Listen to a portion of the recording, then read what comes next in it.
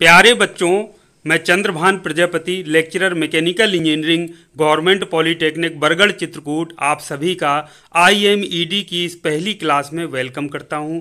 बच्चों, जैसा कि आप देख पा रहे हैं, IMED यानी industrial management and entrepreneurship development, जिसे हम हिंदी में कहते हैं औद्योगिक प्रबंधन एवं उद्यमिता विकास। तो ये बच्चों जो मैक्सिमम ब्रांचेस हैं पॉलिटेक्निक डिप्लोमा की, उसमें ये कॉमन विषय है। एक आध अगर ब्रांच को या ट्रेड को छोड़ दें, जैसे सिविल या EPC में, उसमें ये सब्जेक्ट हो सकता है दूसरे नाम से हो, लेकिन बाकी इसमें ये कॉमन विषय है। मैक्सिमम ब्रांचेस में मैंने देखा है। तो इसका जो लेक्चर, ट्यूटोरियल और प्रैक्टिकल की हम बात करें तो सप्ताह में 5 लेक्चर होते हैं। ट्यूटोरियल और प्रैक्टिकल इसमें नहीं होता है।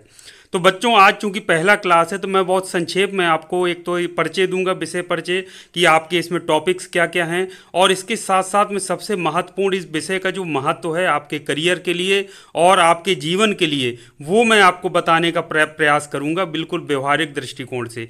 तो बच्चों, इसको जल्दी से देख पा रहे हैं, जैसा कि आप देख पा रहे हैं विषय का इसमें जो नाम लिखा है उसी से इसको 2 भागों में आप बांट लीजिए। एक तो इंडस्ट्रियल मैनेजमेंट वाला पोर्शन हो गया और दूसरा हो गया एंटरप्रेन्योरशिप डेवलपमेंट वाला। तो उसी तरह से सिलेबस अगर आप देखें तो इसमें 2 सेक्शन में यानी 2 खंडों में इसको बांटा गया है। पहला जो खंड है, जैसा कि आप देख पा रहे हैं, सेक्शन ए, वो है एंटरप्रेन्योरशिप के बारे में, यानी इसमें उद्यमिता क्या होती है या एंटरप्रेन्योरशिप क्या होती है, इसके गुण कौन कौन से होते हैं, उद्यमी कौन होता है, उद्यमी के गुण क्या होते हैं, इसके अलावा आपको क्वालिटीज़ क्या होनी चाहिए, सोल प्रोप्राइटरशिप या पार्टनरशिप फर्म क्या होती है। इसके अलावा बहुत सारे ऐसे एजेंसीज, बहुत सारे विभाग होते हैं जो उद्यमिता के लिए या उद्योग लगाने के लिए ज़रूरी होते हैं। जैसे हमको अगर लोन लेना है तो कहाँ से लें, वो एजेंसियाँ कौन कौन सी हैं, वो यहाँ पर देखिए इतने सारे लिखे हुए हैं। इन सब की ज़रूरत किसी न किसी रूप में हमको पड़ती है, तो उसकी पूरी जानकारी होना चाहिए। इसके अलावा मार्केट सर्वे कैसे करते हैं, कोई आइडिया है जो हमको आइडिया चाहिए अपना इंडस्ट्री लगाने के लिए, उद्यम शुरू करने के लिए, वो आइडिया को कैसे धारण करना है, किस तरह से मार्केट सर्वे करके या दूसरे जो विचार जिससे उत्पन्न होते हैं वो हमको करके किस तरीके से आइडिया जनरेट करना है, प्रोजेक्ट रिपोर्ट की तैयारी करना, कैसे प्रिपरेशन करनी है, प्रोजेक्ट रिपोर्ट कैसे बनानी है, उसके कौन कौन से एलिमेंट्स होते हैं प्रोजेक्ट रिपोर्ट के, वो भी आपको जानना बहुत ज़रूरी है। इसके साथ साथ बच्चों मैं बता दूं, जब आप 6th सेमेस्टर में जाएंगे यानी अंतिम सेमेस्टर जब होगा, तो उसमें आपका प्रोजेक्ट, मेजर प्रोजेक्ट के नाम पर या प्रोजेक्ट वर्क के नाम पर पूरा एक सब्जेक्ट है, और उसमें बच्चों आपको प्रोजेक्ट रिपोर्ट बनानी पड़ती है जो कि बहुत महत्वपूर्ण होती है। तो उसमें बच्चे अनभिज्ञ रह जाते हैं, उनको पता नहीं होता। क्यों? क्योंकि वो ये विषय पढ़ने में लापरवाही बरतते हैं, जबकि इसमें पूरा का पूरा एक चैप्टर आप देखिए 3rd वाला प्रोजेक्ट रिपोर्ट प्रिपरेशन का ही है, जिसमें पूरे प्रोजेक्ट के सभी तत्व, प्रोजेक्ट रिपोर्ट बनाना कैसे है, इसके साथ साथ सैंपल प्रोजेक्ट रिपोर्ट भी अभी ही आपको सिखा दिया जाएगा। तो ये आपके फाइनल ईयर में भी काम आएगा। इसके साथ साथ में जब आप उद्योग लगाना चाहेंगे तो उसमें आपको ये प्रोजेक्ट रिपोर्ट तैयार करनी ही पड़ेगी, इसके बिना आप आगे नहीं बढ़ सकते हैं। अब बच्चों, हम बात कर लेते हैं जो दूसरा खंड है, खंड बा यानी कि सेक्शन बी, ये मैनेजमेंट के बारे में है, यानी कि प्रबंधन के बारे में है। तो भाई, इंडस्ट्री आप लगाना चाहते हैं, उद्योग शुरू करना चाहते हैं, तो उसका प्रबंधन कैसे करना है, प्रबंधन की परिभाषा क्या है, कार्य क्या है, महत्व क्या है, उसके जो विभिन्न सिद्धांत है जो विभिन्न विद्वानों ने दिया है वो क्या होते हैं, लीडरशिप क्वालिटी क्या होती है, मोटिवेशन क्या होता है, किस तरह से मोटिवेशन लेना है, और management scope in different areas, यानी विभिन्न क्षेत्र हैं उसमें मैनेजमेंट का स्कोप क्या है। साथ में आपका वर्क कल्चर भी है, वर्क कल्चर आपको कैसे मेंटेन करना है, एटीट्यूड, वैल्यूज़ और बिहेवियर किस तरीके से स्थापित करना है, वो सभी बहुत ज़रूरी है एक इंडस्ट्री बड़ी आप बनाने के लिए और उसको आगे ले जाने के लिए। और 8वां है आपका basics of accounting and finance. ये तो बहुत ज़रूरी चीज़ है आज के समय में, इसके बिना आप आगे नहीं बढ़ सकते हैं। इसके अलावा जो 9वां चैप्टर है वो मिसलेनियस टॉपिक्स को इसमें रखा गया है। ये हो सकता है ये टॉपिक्स कुछ बच्चे जो ब्रांच के हैं जैसे मैकेनिकल वाले ही किसी अन्य सब्जेक्ट में भी पढ़ते हों, लेकिन इसमें भी जानना जरूरी है। जैसे टोटल क्वालिटी मैनेजमेंट हो गया, इंटेलेक्चुअल प्रॉपर्टी राइट IPR हो गया, तो ये सारी चीज़ें भी इसमें हैं। तो आप देख पा रहे हैं कि पूरा सिलेबस कितने अच्छे टॉपिक्स इसमें रखे गए हैं, 2 सेक्शन में डिवाइड करके पूरा, जो कि आपको पढ़ना जरूरी है। अब बच्चों, मैं इसके महत्व के बारे में आपको बताता हूं कि आपके करियर के लिए क्यों जरूरी है, क्यों महत्वपूर्ण है, ये आपको समझना बहुत ज़रूरी है। बच्चों, मैं एक छोटा सा उदाहरण लेता हूँ। मान लीजिए आज आपके माइंड में ये नहीं है कि हमें उद्यमी बनना है या उद्योग लगाना है, लेकिन सोचिए डिप्लोमा करने के बाद कभी यदि आपका मन हुआ कि मैं भी उद्यमी बनूं, कोई आइडिया आपको मिल जाए, आप उद्योग लगाना चाहें, कोई व्यवसाय शुरू करना चाहें, तो आपको जानकारी कौन देगा? आप किसके पास जाएंगे जानकारी के लिए? और आप यदि आपको कुछ जानकारी नहीं है, आप ये विचार रखते हैं कि मेरी शुरुआत कहाँ से हो, तो इसका मतलब है कि आपने इस विषय को अच्छे से नहीं पढ़ा, जो कि आपके सिलेबस का पार्ट था। आपने उसको परीक्षा दे करके पास भी कर लिया और आपको जानकारी नहीं है, तो अब आप सोच कर देखिए कितनी गलत बात है। अब आपको दूसरा मैं महत्वपूर्ण पॉइंट बताता हूं और इसको व्यवहारिक दृष्टिकोण से भी समझाने का प्रयास करता हूं। मान लीजिए कोई स्टूडेंट है, वो ये कहता है कि सर हमको तो इंडस्ट्री नहीं लगाना है, मुझे तो नौकरी करना है, तो ये सब्जेक्ट हमको पढ़ने की ज़रूरत नहीं है।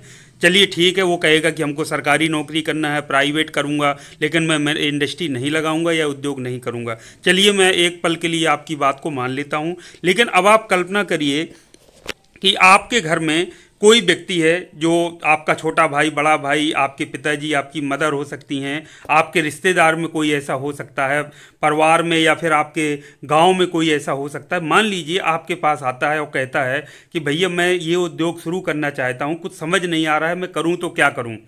तो बच्चों एज ए डिप्लोमा होल्डर जो आपने स्किल, जो कौशल अर्जित किया है पढ़ाई के दौरान, उसमें देखिए आपको इस विषय को पढ़ाया गया है। अब आप सोचिए कि आप उसका ये मार्गदर्शन भी ना कर सकें कि आपको शुरुआत कैसे करनी है, कहाँ से करनी है, क्या क्या करना है, तो फिर आपकी पढ़ाई लिखाई तो बेकार हो गई। आप इस चीज़ को सोच करके देखिए।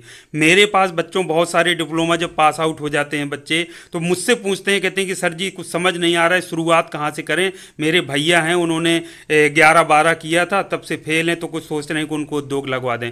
आप सोचिए कि वो सब्जेक्ट पढ़ने के बाद, उसमें पास होने के बाद स्टूडेंट मुझसे पूछ रहा है कि सर जी हम कहाँ से शुरुआत करें, जबकि इस विषय में यही सारा बताया गया है कि शुरुआत कहाँ से करना है, हेल्प आपको कहाँ कहाँ से लेनी है, रिपोर्ट कैसे बनाना है, आइडिया को धारण कैसे करना है, आइडिया सफल होगा असफल होगा, मार्केट सर्वे कैसे करना है, उसके बारे में पूरा ये सब जानकारी बच्चों इसमें दी गई है।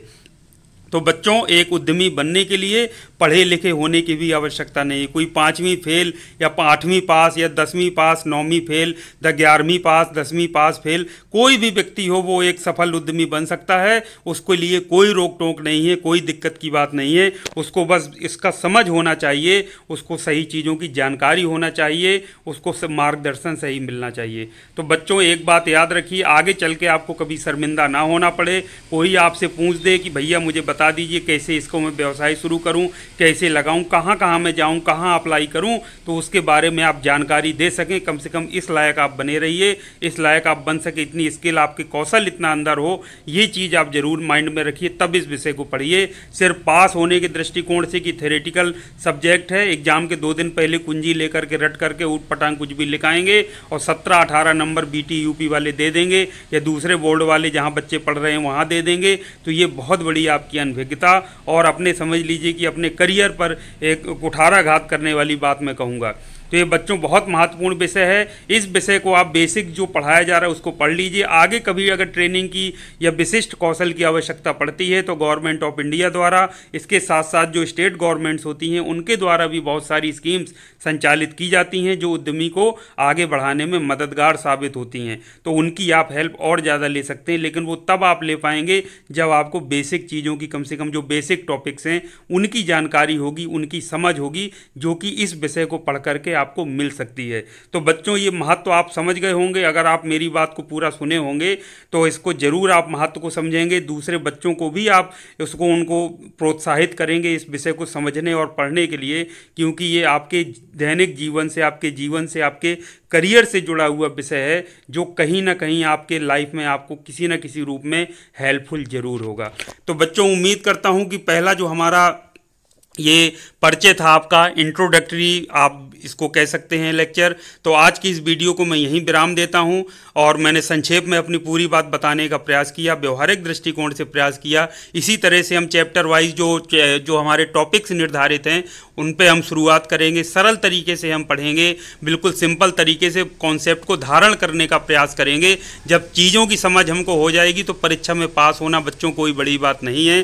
परीक्षा में आप जब सब चीज़ों की पता है, आपको समझ है, आपको जानकारी है, तो वहाँ पर लिखना कोई बहुत महत्वपूर्ण नहीं रह जाता है। आप निश्चित तौर पर लिख कर आएंगे तो सिर्फ पास नहीं बल्कि नंबर भी आपके अच्छे आएंगे। और सबसे महत्वपूर्ण आपके लिए करियर में आपके अंदर कौशल विकास और एक आपकी समझ पैदा होगी जो कि आपके ज़्यादा ज़रूरी है आपके करियर विकास के लिए। तो बच्चों, आज इस वीडियो को मैं यहीं विराम देता हूँ। नेक्स्ट वीडियो में आपसे मिलता हूँ तो सीधे टॉपिक के हिसाब से चैप्टर वाइज हम पढ़ना स्टार्ट करते हैं। तो थैंक यू वेरी मच। आप सभी का दिन शुभ हो। नेक्स्ट टाइम फिर मिलेंगे। Thank you very much.